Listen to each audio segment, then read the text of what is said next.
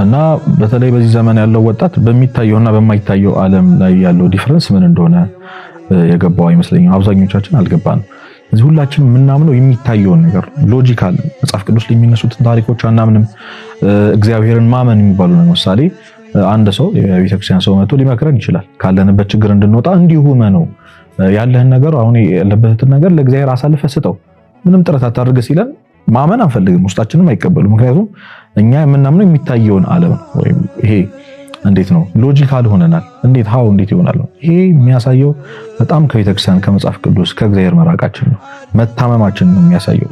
አብዛኛው በዚህ ትውልድ ላይ ያለው ወጣት ነገሮችን ሎጂካል የሚወስድ ሰው ነው። ወይም ደግሞ ያየሁት ነገር ካልሆነ የሰማሁት ነገር የዳሰስኩት ነገር ካልሆነ በአምስቱ የስሜት ሕዋሶቼ ሴንስ ያደረኩት ነገር ካልሆነ እውነት አይደለም ወደሚል ደረጃ እስከምንደርስ ድረስ። ለዛ ነው በጣም በብዙ ካምፓሶች ብዙ ወጣቶች እግዚአብሔር የለም የሚሉን ኤቲስት እስከመሆን ድረስ የደረሱት። አሁን ብዙ አስተውለናል እና ሎጂካል ከመሆን የተነሳ ሞኝነት ነው።